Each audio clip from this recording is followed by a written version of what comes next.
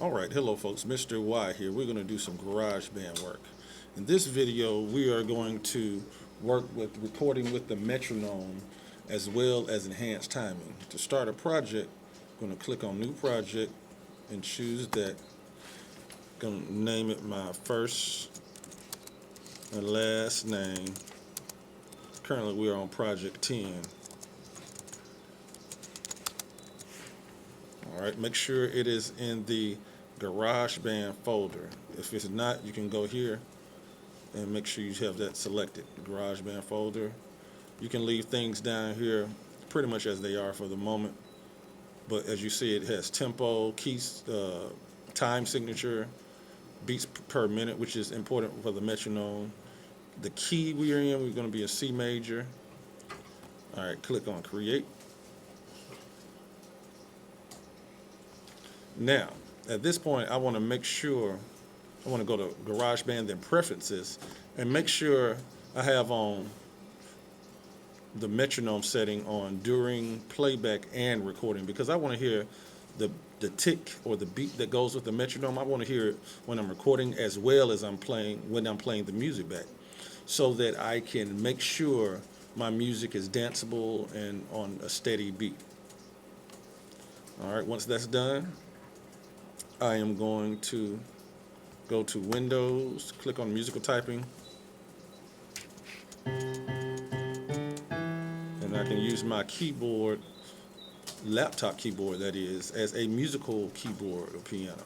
All right, so I'm going to record something with the metronome and make sure I'm kind of on beat at least as much as possible.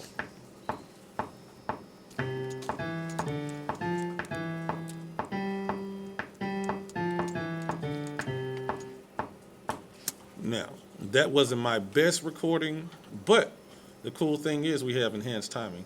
Normally I have in my counting, so I'm going to go to Control and do my counting. I like to do that when I record, but I didn't have it. So as you see, I have a little 4 beats that I waited until to start playing. I want to pull it to the front so it's easier to loop everything and start everything. And I'm going to move my cursor back as well. The cursor is the red line. Now, another thing, I'm going to put the loop on to see how it sounds continuous, because when you're making small loops and beats, you want to make sure it's continuous without definite gaps that throw off the tempo or the feel of the beat.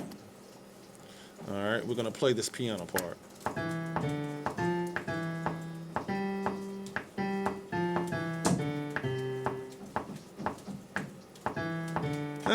It's kind of on. But as you see, it looped around. It stayed somewhat continuous, but yeah, we can do better. So we're going to double click on this area, or you can click on the scissors. That also brings down your fine-tuning editing window.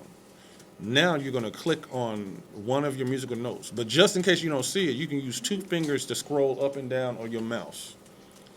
All right, you click on one of the notes, as I'm doing here, then do Command A to select all the things.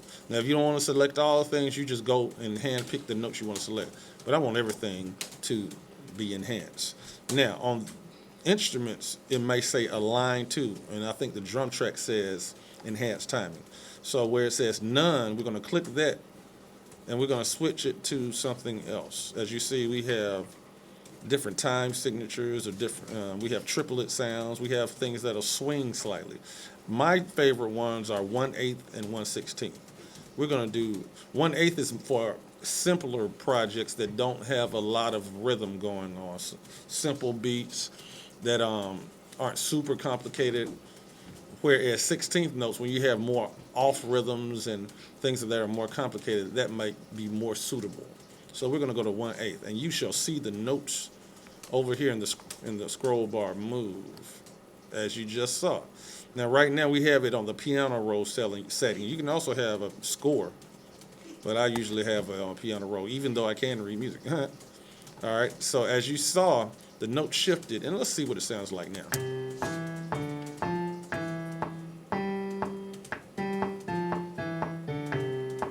Now, it changed the beat a little bit, but it's more on beat than it was before and more pleasing to the ear. Now, as you hear the bum, bum, bum, bum, bum, it's coming in a little late. So you can manually shift things over if you want. You can hold the whole thing and move it around. Oh, undo that. Make sure you click off of it and click the individual note. We're going to shift that one over. Boom, boom. Let's see what that sounds like. Move your cursor. If you have your loop on, I'm going to move this D over here. And you can also extend those. If you move the mouse to the end of what you did, you can resize it, undo that. Remember that undo is Command Z.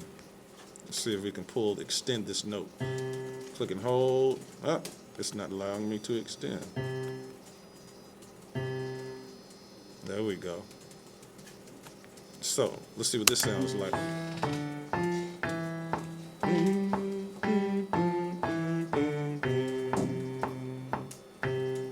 Much better clean sound than it was previously. And this is how you use enhanced timing. This can be used particularly when you're using percussion, when you're creating drum beats. This is very important to have and create a steady rhythm that people want to dance to. And you can take a okay beat to something professional and something that you could possibly sell one day. Once again, this is Mr.